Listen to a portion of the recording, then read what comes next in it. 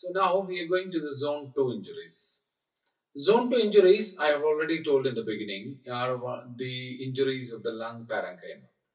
And from the chest injuries, this is one of the most common cause of death. That is the injuries to the lung parenchyma. And the most important reason for it is when the lung parenchyma is injured, the basic pathophysiology is there is a high impact on the oxygenation. So what happens is when the lung parenchyma is injured, there is a disruption of the alveolo-capillary membrane. And once the alveolo-capillary membrane is disrupted by various forms of the lung injury, then what happens is there is a oxygen diffusion from the lung to the bloodstream is affected. That will lead on to hypoxemia, and that hypoxemia is usually unidentified in the beginning, not like pneumothorax or hemothorax where you identify it fast. It is identified only by looking at the saturation, right? So they carries a very high prognosis, very high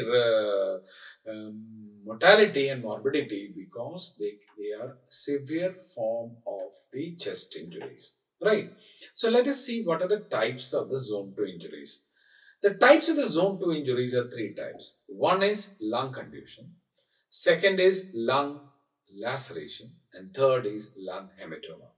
All the three of them carries a very high risk, and of which the most severe form of or most important type of the lung injury, the commonest type of the lung parenchymal injury is lung contusion.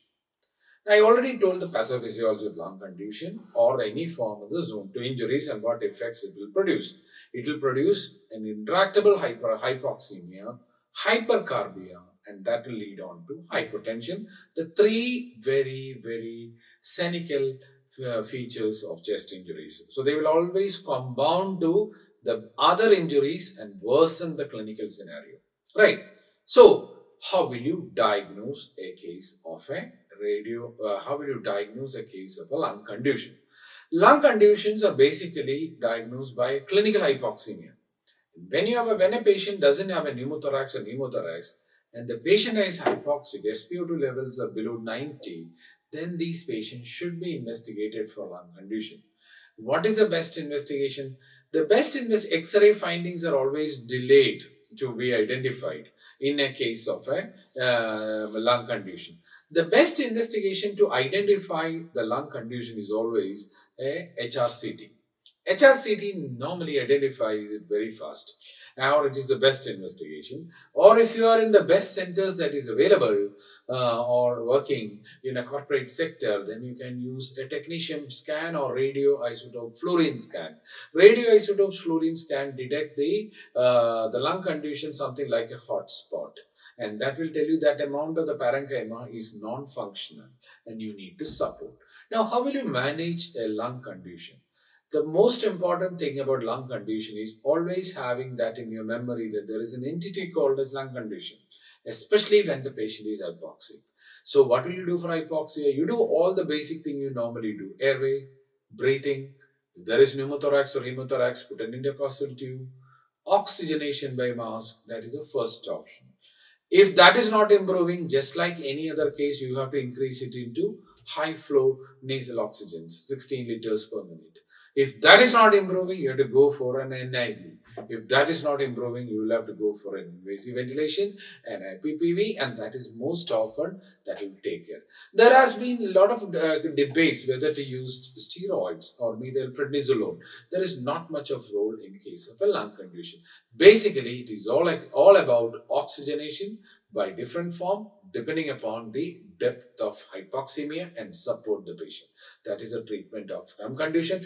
Lung condition, it carries a mortality of 25% if there is a severe damage of more than 30% of the lung parenchyma.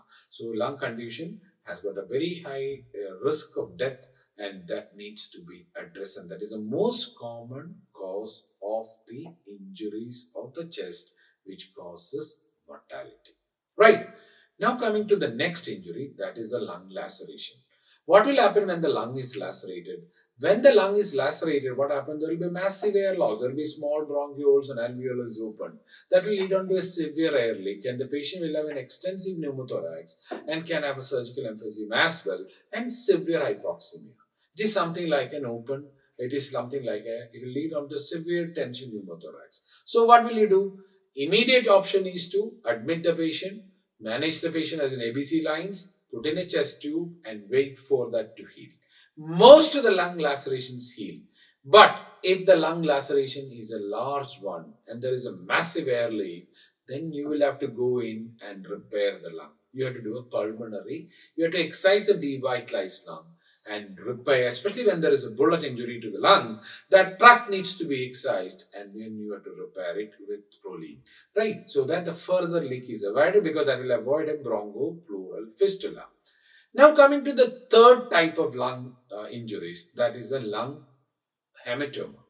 Lung hematoma is usually a consequence of a bleeding or consequence of a lung contusion, which will further bleed and form a lung hematoma.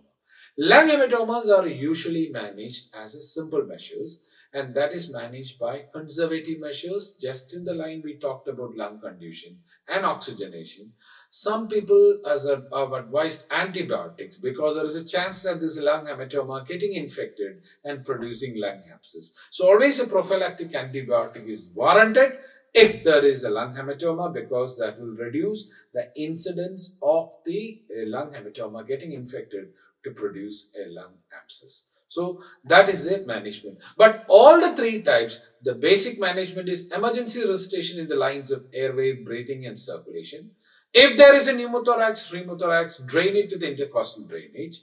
And if there is a lung contusion or or lung hematoma, the primary management or lung laceration, the primary management is conservative, oxygenation by mask, high flow nasal oxygen if it is still not improved, if not improved NIV, and if not improved, go for an invasive ventilation. So that is a sequence we need to follow depending upon the oxygenation level. So that actually completes the zone 2 injuries.